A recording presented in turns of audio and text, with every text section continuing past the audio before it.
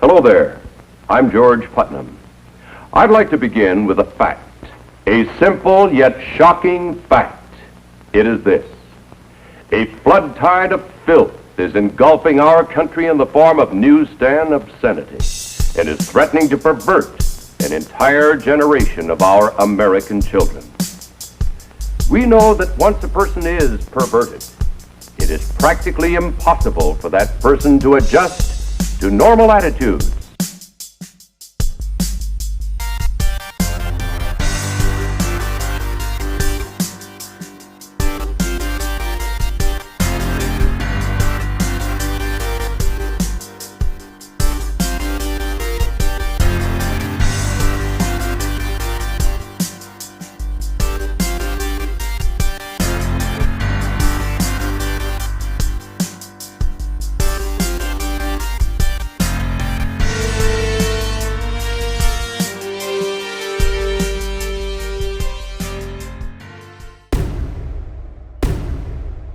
So everybody, today we are going to be talking about Bad Idea. We're going to be talking about the company Bad Idea and some of their product. In particular, we're going to be talking about Hank Howard's Pizza Detective, Caligula's Safe.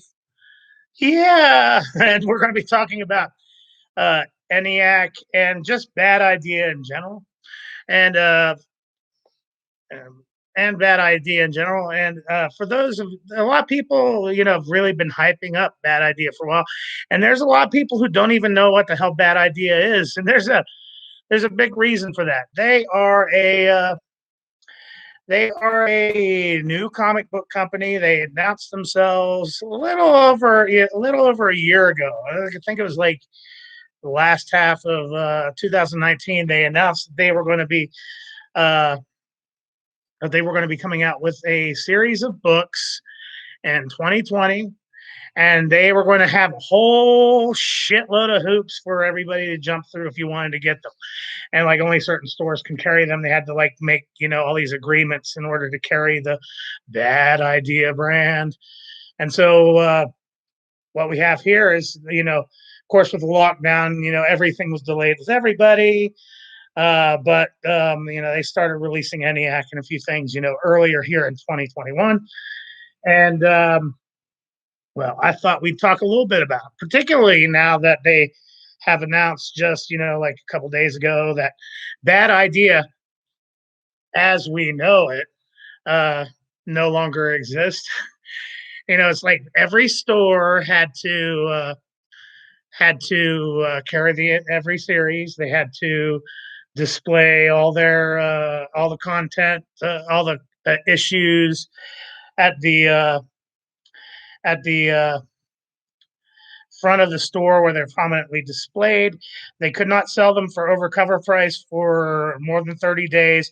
Only one copy per customer, and so like it was one of these things that was enigmatic enough that people were, like sort of jumping onto the bandwagon pretty damn fast. And I think Eniac, number one, first printing, when it first hit eBay, it was like selling initially for like 200. It's now down to like $70. So I should finally get a copy. But, it's like the company was founded by Valiant's former head, Dinesh Shamdasani. And the idea, is it a bad idea? Is the ability to find, this only at certain stores, or if you're lucky to, find them online, has it really paid off? It's like realistically, let's just talk about what Bad Idea really is. It is a viral marketing campaign. Every time there's been an announcement, there's been sort of a whole bunch of hoops. If you buy the first copy at their stores of any given series, you get a little gold button. And he's been promising that if you own one of these gold buttons, that you will be happy in the future for owning them. Of course, I think like the closest store that carries Bad Idea for me is like all the way up in Phoenix. So like I had to order all these online, and like this particular issue, we'll talk about in a minute. was even more of a hoop. But like what I really want to get to first is Eniac, because let's just talk about this for a second. Because like these, it's a new company, and a new company, and we got these series. We need to really like discuss. Is this really worth it? And I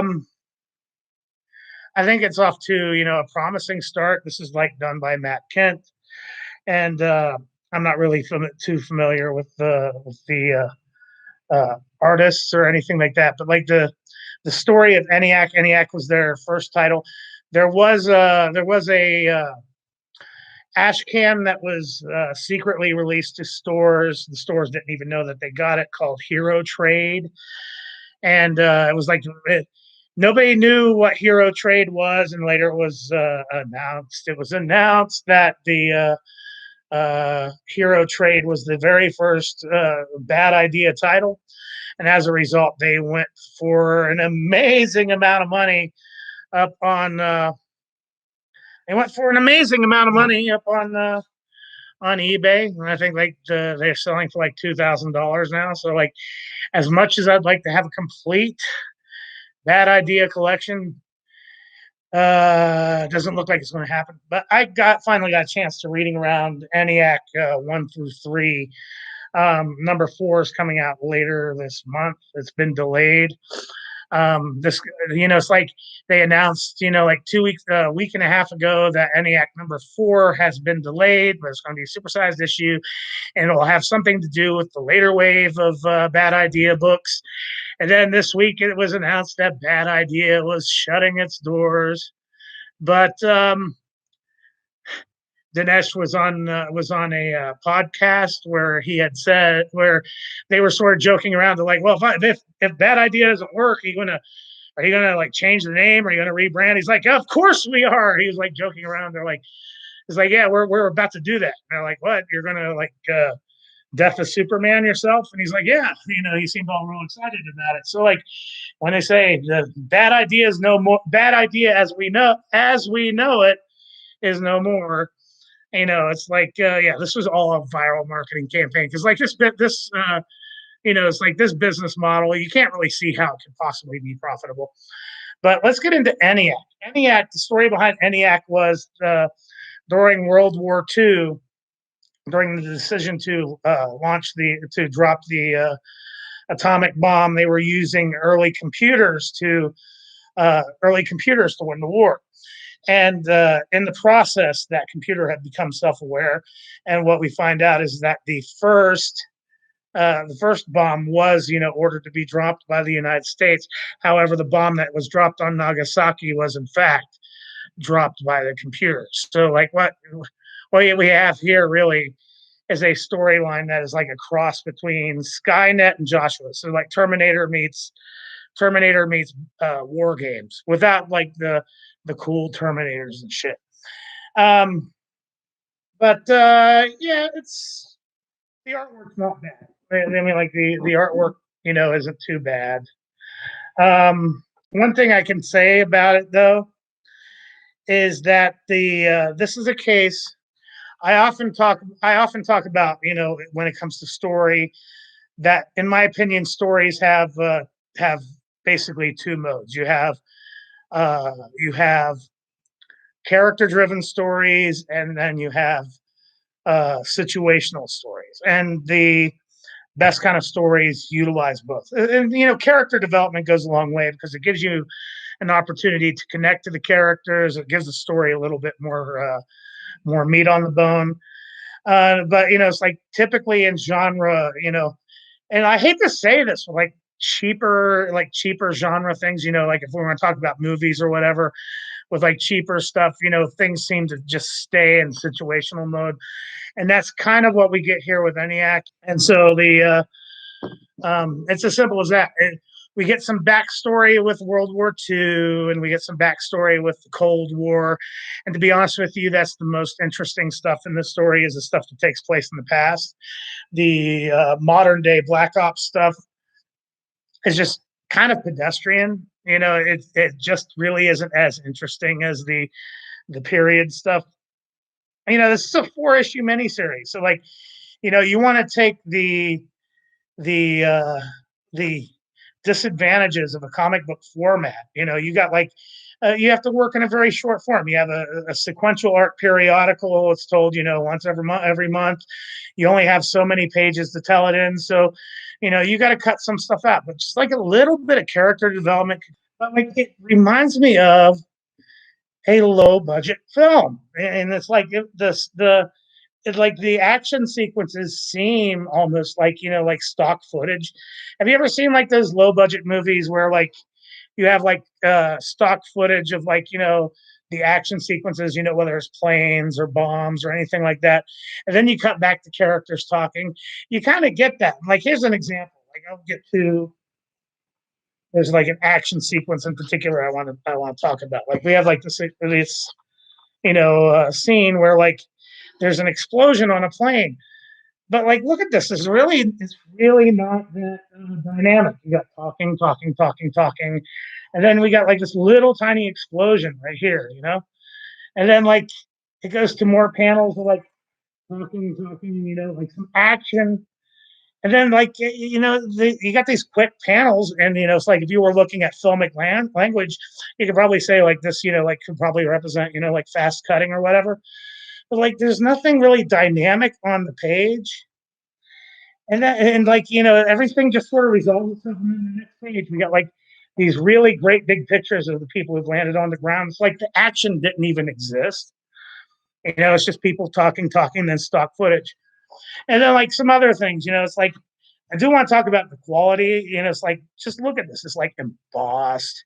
It's just really, the texture of the book is just really nice. And this is like, this is the second print. It's like $3.99. But like it's just like the quality is so good. Except it's like look here at Eniac #2. This cover annoys the piss out of me. I know that this is meant to like convey sort of like a surveillance type picture, but like it's not conveyed very well. So like my first impressions of this cover have been like really bad, because you got like this distorted like fisheye lens type perspective, but it's not conveyed very well. So it's just a very awkward picture. And then the other thing that's about it's like the printing, like got this embossed. It's like matte right here and embossed right here. It's just beautiful. But like some of it just doesn't translate very well. Like the lines and stuff right here are just kind of soft.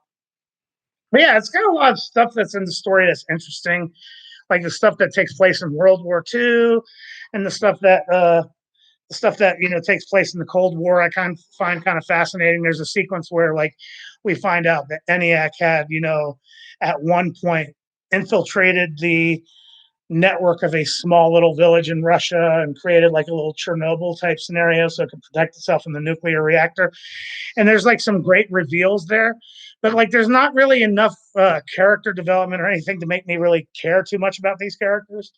So like it's one of these things where I think that with Eniac, I would much rather read this as a novel, because like I can't connect to any of the characters. The action sequences are kind of muted, and like it just pushes the story along. Just push the story along. And I think this is a case where I would much rather read this as a novel, because I really like the concept, and I think that works very well. As far as a launch title for a book, it's probably, well, I mean, like they're not really, it's like, if you listen to interviews with Dinesh, it's like they are very lax. He's very lackadaisical about the approach of bad idea. They call it bad idea for a reason. And so like, it's like, yeah, it kind of is a bad idea. You can tell there's some like grand plans. I mean, like in the back, there's in the back we have like some of the hero trade stories, stuff that's connecting with Hank Howard and other things. So it's like there's a shared universe that's being created through all this. But like I think that this book, I wouldn't call it a missed opportunity, because it is a good read, but it could be so much more. Now let's get back to Hank Howard, because I tried reading this and my mind shut down. This is just a book that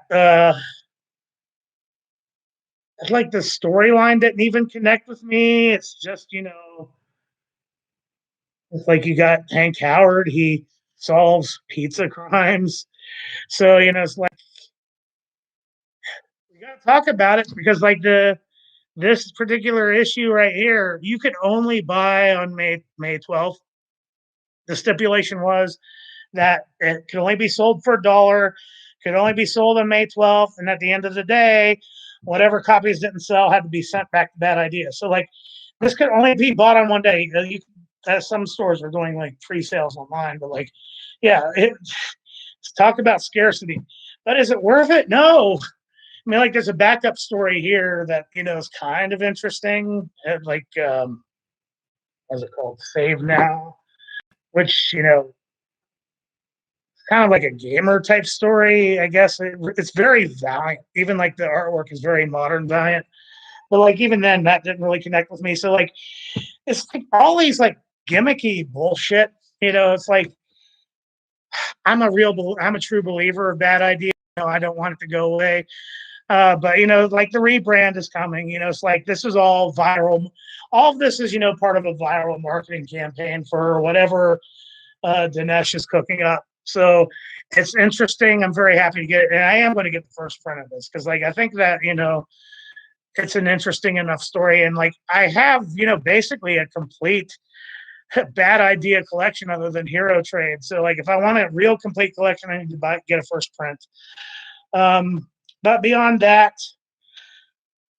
yeah, I'd rather read a novel of this. But like, let's just see where a Bad Idea goes. As I said, it's gimmicky, and a lot of people ate that shit up. A lot of people were completely turned off by it. But we'll just see. We'll just see what the future of Bad Idea has, and so I guess that's that. So, by the way, June giveaway is still ongoing. As far as what the June giveaway is, it is in the mail. I should have an announcement in a couple days. Still doing the 500 subscriber giveaway. That'll be the Patrick Gleason Spider-Man 55 signed Virgin variant. And I guess that's it.